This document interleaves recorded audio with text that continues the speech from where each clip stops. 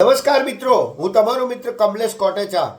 અત્યારે સુરેન્દ્રનગર મહાનગરપાલિકા વિસ્તારમાં રહેતા લગભગ મોટા ભાગના રહેવાસીઓ પ્રાથમિક સુવિધા બાબત ત્રાહિમામ પોકારી ગયા છે.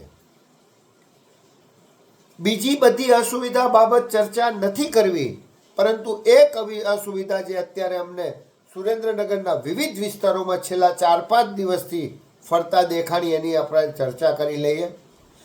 આ ચર્ચા જો આપ સૌને સાચી લાગે તો સુરેન્દ્રનગર મહાનગરપાલિકા વિસ્તારમાં રહેતા રહેવાસીઓના હિતમાં મારી આ વાત તમારા તમામ વોટ્સએપ ગ્રુપમાં અને સોશિયલ મીડિયાના માધ્યમથી લોકો સુધી જન સુધી પહોંચાડવાનો પ્રયત્ન કરજો.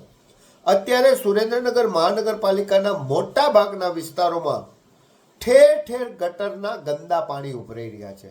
આ ગટરના ગંદા પાણી વરસાદી પાણી સાથે પડી પીવાના પાણીમાં ભળી જાય છે, ફરિયામાં જાય છે, લોકોના રસોડા સુધી પહોંચી જાય છે અને શેરીઓમાં ઉભરાય છે. આ ગટરના જે ગંદા પાણી ઉભરાય છે એ ગટરના ઉભરાતા ગંદા પાણી મહાનગરપાલિકાના અધિકારીઓએ તાત્કાલિક ધોરણે બંધ કરવા જોઈએ. અમુક જગ્યાએ તો ગટરના ગંદા પાણી બંધ કરવા અસક્ષમ હોવાના કારણે મહાનગરપાલિકાએ મુખ્ય માર્ગો બંધ કરી દીધા છે. આ અતિ ગંભીર બાબત હું વઢવાણ વિધાનસભાના ધારાસભ્ય શ્રી, સુરેન્દ્રનગરના લોકસભાના સભ્યશ્રીને ધ્યાને મૂકું છું.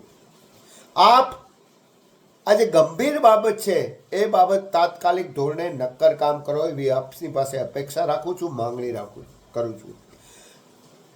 અત્યારે જે ગટરના ગંદા પાણી સુરેન્દ્રનગરમાં તમામ જગ્યાએ, બંગલા હોય તો પણ ભલે અને ઝૂંપડા અને નાના અને ગરીબ માણસો હોય તો પણ ભલે, તમામ જગ્યાએ ગટરના ગંદા પાણી ઉભરાય છે, જેના કારણે આગામી સમયમાં મચ્છરજન્ય રોગચાળો ફાટી નીકળવાની શક્યતા છે. આ અતિ ગંભીર બાબત છે. તેથી સુરેન્દ્રનગર મહાનગરપાલિકાના કમિશનર શ્રી, સુરેન્દ્રનગર મહાનગરપાલિકાના વહીવટદારશ્રી એટલે કે કલેક્ટર શ્રી, વઢવાણ વિધાનસભાના ધારાસભ્ય શ્રી તથા સુરેન્દ્રનગરના લોકસભાના સભ્યશ્રીને ઉપરોક્ત બાબત તાત્કાલિક ધોરણે નક્કર કામગીરી કરવા માટે હું વિનંતી કરું છું, રજૂઆત કરું છું, માંગણી કરું છું.